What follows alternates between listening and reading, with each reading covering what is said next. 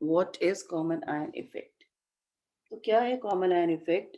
The suppression of the degree of dissociation of a weak acid or a weak base by the addition of a strong electrolyte containing a common ion is called as common ion effect. This is the definition. Now we will understand कि ये है क्या. ये तो हो गई definition हमारी. ठीक है. So if in an aqueous solution of a weak electrolyte, a strong electrolyte, weak electrolyte is Aditya Paul. Aditya don't mind example लिया है आपका बिकॉज आप दोनों के नेम सेम सेम है इसलिए आपका एग्जाम्पल लिया है. दुखी मत हो please. If in an aqueous solution of a weak electrolyte, which is Aditya Paul, a strong electrolyte, which is Aditya Kumar, is added, having an ion common with the weak electrolyte. अब इन दोनों में common क्या है? Aditya. The name Aditya is common. Then the dissociation of the weak electrolyte is decreased or suppressed. The effect by which the dissociation of weak electrolyte is suppressed is known as common ion effect. अब इसे एक example से समझते हैं. हमारे पास एक solution है of acetic acid. We all know that acetic acid is a weak electrolyte.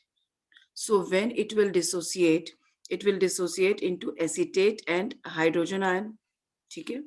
जब इसे आप एक्वेस सॉल्यूशन में इसे इसके सॉल्वेंट में वाटर में डिसॉल्व करोगे तो ये अपने आयंस में टूट जाएगा. हम पढ़ ही रहे हैं ionic equilibrium and it will form acetate ion and hydrogen ion. यहाँ पर H+ होना चाहिए स्टूडेंट, जरा ठीक कर लेना, it's a mistake over here.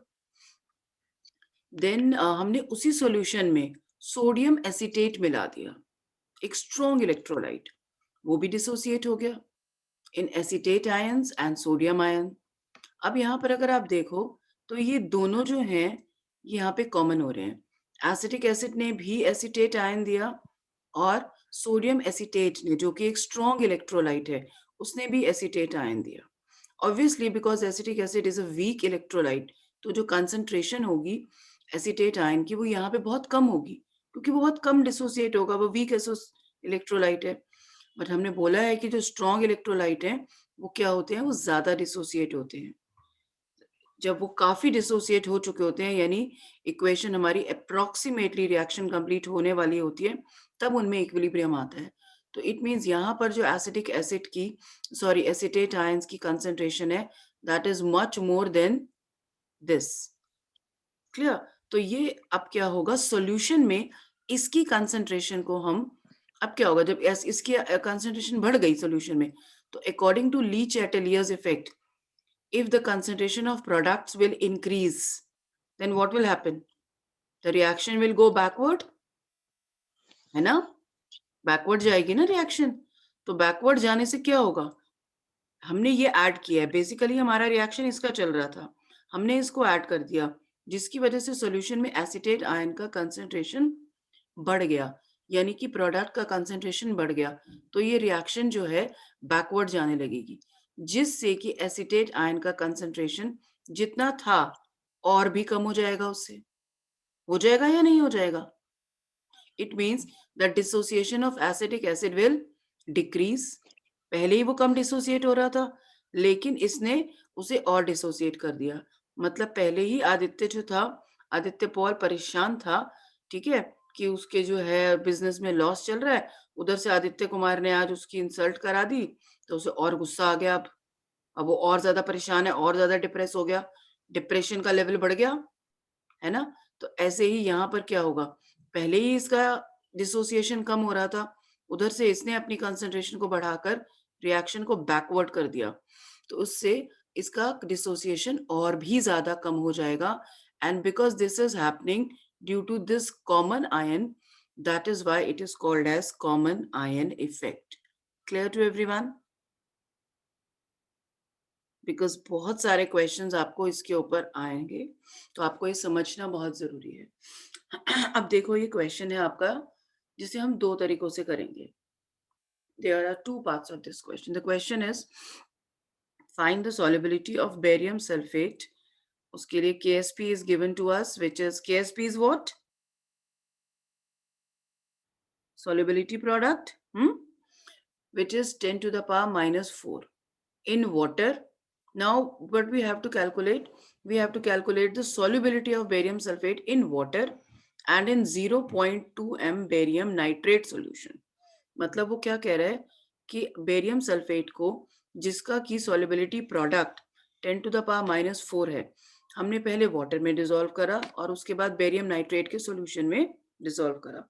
दोनों में उसकी सॉल्युबिलिटी बताओ कितनी होगी। तो पहले हम लेते हैं वाटर का। बेरियम सल्फेट वाटर में डिसॉल्व किया, एक्वस सॉल्यूशन बना। It will break down into the barium ions and sulphate ions. Suppose the solubility of barium ion is S, so sulfate will also be S, है ना, because same है इनकी स्टोइचियोमेट्रिक coefficients 1 1, तो solubility भी same रहेगी, which we have done in solubility product in previous class. Same way we will do here. KSP will be equivalent to the product of the ions, है ना। तो ions कौन कौन है इसमें, बेरियम एंड सल्फेट, इन दोनों को मल्टीप्लाई कर देंगे। दोनों की सॉल्युबिलिटी कितनी है, SS, तो KSP is equivalent to S square and S will be equivalent to under root KSP, and KSP is given to us कितना, 10 to the power -4, तो S will be under root of 10 to the power -4 will be 10 to the power -2। तो solubility कितनी आ गई हमारे पास barium sulphate की, यहाँ पर barium की जो भी इसके आयंस होंगे उनकी सॉल्युबिलिटी दोनों की, बेरियम की और सल्फेट की, कितनी कितनी आ गई, 10 टू द पावर -2 ईच। अब हम देखते हैं किसमें अगर हम बेरियम नाइट्रेट में इस सॉल्यूशन को मिला देते हैं। नाउ बेरियम सल्फेट तो अपना प्रॉपर उसी तरीके से डिसोसिएट होगा, the same solubilities. Now barium nitrate, because वो बहुत ज्यादा स्ट्रॉन्ग है इसलिए यहाँ पर सिंगल एरो लिया गया है, क्योंकि वो कंप्लीटली डिसोसिएट हो जाएगा, बहुत स्ट्रॉन्ग होता है ये, ठीक है। अब ये तो कंप्लीटली डिसोसिएट हो गया बेरियम में और नाइट्रेट में, तो क्योंकि कंप्लीटली डिसोसिएट हो गया इसलिए जो भी बेरियम नाइट्रेट की कंसंट्रेशन थी वही बेरियम की कंसंट्रेशन होगी, क्योंकि जितना रिएक्टेंट था सारा का सारा प्रोडक्ट में बदल गया। तो ये मैंने चीज आपको पहले समझा रखी है कि जो कंप्लीटली डिसोसिएट हो जाते हैं उसमें जो रिएक्टेंट का कंसंट्रेशन होता है वही प्रोडक्ट का होता है। आपके पास सपोज 2 एप्पल्स हैं और आपने कंप्लीटली डिस्ट्रीब्यूट कर दिए, तो इसका मतलब सामने वाला जो जिसको दिए हैं उसके पास 2 के 2 एप्पल्स हैं। तो यही चीज है यहाँ पे। So whatever will be the concentration of barium nitrate, the same will be the concentration of barium and same will be the concentration of nitrate ion over here. So here it means the concentration of barium is 0.2 m. Now as compared to this barium ion, the concentration of this is very less in the solution, है ना। तो अब solution में क्या हो गया, concentration बढ़ गई बेरियम आयन की। क्यों, क्योंकि ये बहुत ज्यादा डिसोसिएट हो गया है। अब जब बहुत ज्यादा डिसोसिएट हो गया, अब सॉल्यूशन में बेरियम यहां से आया या यहां से आया, यानी बेरियम सल्फेट से आया या बेरियम नाइट्रेट से आया, उससे सॉल्यूशन को कोई फर्क नहीं पड़ता। उसके पास ज्यादा है बेरियम, बस बेगस को पैसा आदित्य पॉल ने दिया या आदित्य कुमार ने दिया, बेगस को इस बात से कोई फर्क नहीं पड़ता। उनके पास पैसा ज्यादा आया, बस ये मैटर करता है उनके लिए। तो सॉल्यूशन में बेरियम का जो कंसंट्रेशन है वो इंक्रीज हो जाएगा, उससे रिएक्शन क्या होगी, बैकवर्ड जाने लगेगी, यानी बेरियम सल्फेट का डिसोसिएशन और भी कम हो जाएगा। तो खैर ये तो समझाने वाली बात है। अब हमें देखना क्या है कि हमें क्या निकालना है, हमें S की वैल्यू निकालनी है। अब बेरियम का कंसंट्रेशन हम क्या मानेंगे, 0.2, बिकॉज इसका जो कंसंट्रेशन है इसके कंपैरेटिवली बहुत कम है, वेरी लेस। तो इसका जो भी कंसंट्रेशन होगा उसे हमने मान लिया नेग्लिजिबल है, वो है ही नहीं कुछ। इसका मतलब सॉल्यूशन में जितना भी बेरियम है वो इसी की वजह से है, बेरियम नाइट्रेट की वजह से, क्योंकि इसका पहले ही कम था, रिएक्शन बैकवर्ड जाने से और कम हो गया। तो इट मींस सॉल्यूशन में जितना भी बेरियम है वो इसकी वजह से है, और ये कितना है, 0.2। तो हम यहाँ पर KSP इज इक्वलेंट टू, अगर हम इस इक्वेशन का निकालना चाहें तो KSP is will be equivalent to barium ion, the product of barium ion plus sulphate ion, ठीक है ना। और बेरियम आयन की S की वैल्यू तो हमारे पास ऑलरेडी है, कितनी है, 0.2, ठीक है। तो 0.2 हमने यहाँ पे रख दिया इसकी वैल्यू को, ठीक है ना। और हमने क्या माना कि S, ये भी कुछ है कंसंट्रेशन, चलो इसको भी पहले मैं आपको मान कर दिखाती हूँ क्या होगा।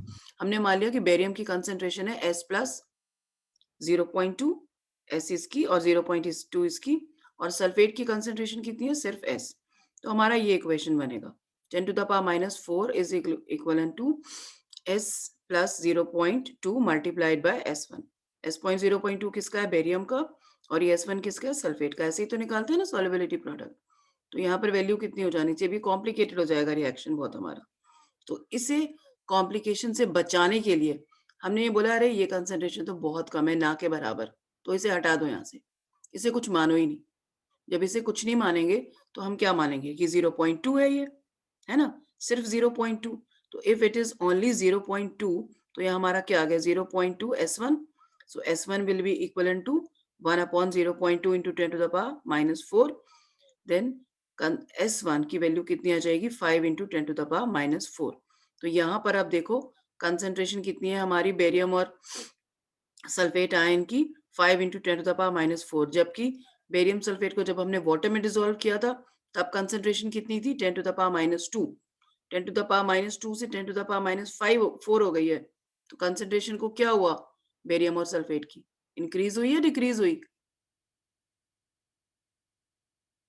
यस, इंक्रीज हुई या डिक्रीज हुई?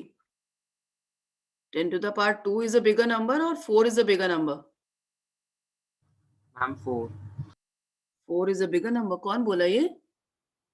मैम 10⁻²। नहीं, ये वैसे 4 कौन बोला था? विनायक ना?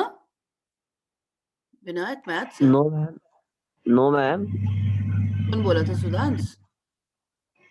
मैम आई डोंट पे।